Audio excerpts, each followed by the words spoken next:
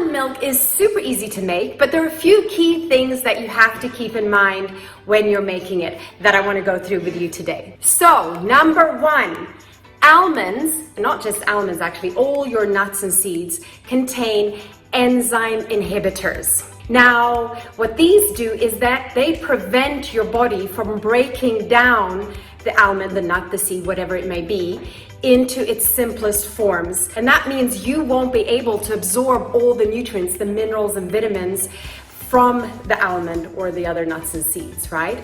So it's really important that we get rid of these enzyme inhibitors. Why do nuts and seeds have these? Well, they protect them because nature has designed nuts and seeds to be able to survive for long, long periods of time, waiting for the external conditions to be perfect for them to germinate. And during that time, they have to protect themselves from like insects. And that's what the enzyme inhibitors do. But once that nut or seed has the perfect conditions for it to germinate, then these enzyme inhibitors start breaking down. So we have to mimic that somehow, which I'll show you how to do, so that these enzyme inhibitors break down and hence don't interfere with our digestion. So how do we do that? Super easy. We just soak the nut. So here I am with my almonds, which you can get from Umoyo, by the way.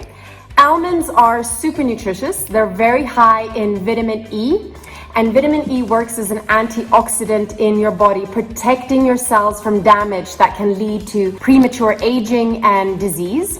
So really good. Also, almonds very high in magnesium and also very high in B vitamins. And B vitamins, they're the ones that give you all that energy. So really good, nutritious, wholesome food. But we have to get rid of the enzyme inhibitors. So let's do that now.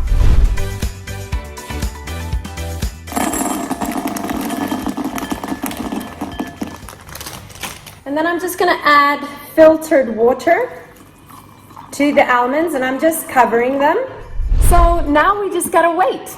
8 hours to be precise. That's typically how long it takes to get rid of these enzyme inhibitors in almonds because they're quite a big nut. So what I typically do is just pour the water over the almonds in the evening and then just leave them overnight, and then they're ready in the morning. So the nuts have soaked for 8 hours now, so I'm ready to make the milk. Really important though that you don't use the same water you use for the soaking to make your almond milk. So the first thing we got to do is just rinse them.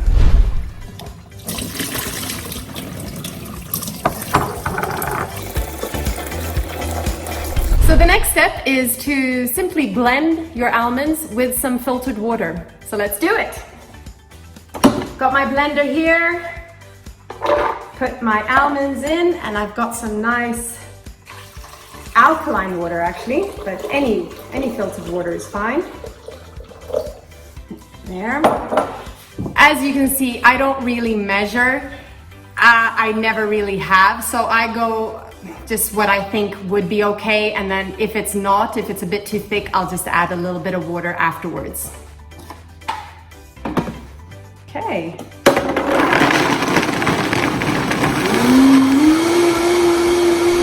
So the length of time that you blend for, it will depend entirely on the strength of your blender. So the more powerful the blender, the shorter the time you have to blend.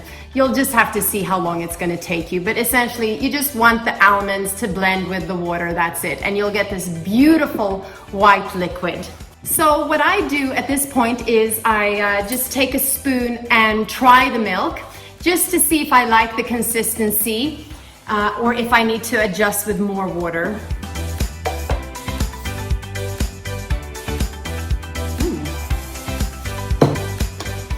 I think that's perfect. I like it when it's a bit thicker, but that's personal choice. Now here you have another choice to make. Either you just drink it as it is, so where it's just the almonds and the water, or you can now add a sweetener if you want. For me, it depends on the day. Like today, I feel like something a bit sweeter, so I'm gonna add some xylitol, which I have here. So you can add whatever sweetener you want. For me, I'm trying to stay off sugar as much as I can, so I opt for natural sweeteners. My go-to is always xylitol or stevia. Whatever you do though, Don't go for the artificial sweeteners, okay? They give you brain cancer. I'd rather go for sugar than the artificial sweeteners. But if you're looking for a natural sweetener, then I highly recommend the xylitol or the stevia. There are others as well, obviously. With the xylitol, it's quite comparable to sugar in terms of the amount that you use. So today, I think I'm gonna put just about a teaspoon, feeling like a bit of something sweet. So once I've put that in, I'm just gonna give it a quick blend again, just to make sure it's all mixed up properly.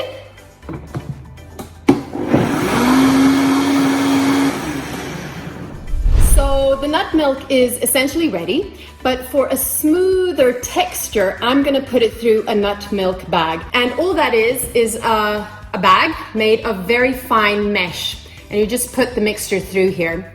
And you can get these at Umoyo, good quality, Zambian made. So all you do is put your nut milk bag in a container, and then you pour the milk through. And as you can see, it's dripping through.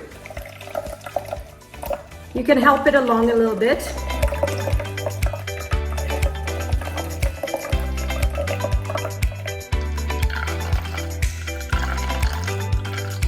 Just don't press too hard. I've done it so many times, and what happens is that you break the bag.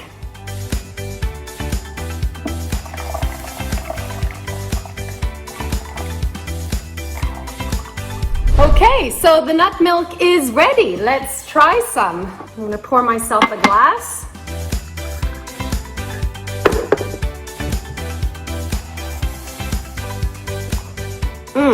That is absolutely delicious. So creamy and smooth. Now, if you don't have a nut milk bag, then you can always sieve it. You won't get the same smooth texture, but it's fine, you know, at least you'll get some more fiber in you, so that's a good thing. Also remember, you can flavor this milk, so you could add some cacao to make it a chocolate milk. You can add some turmeric perhaps.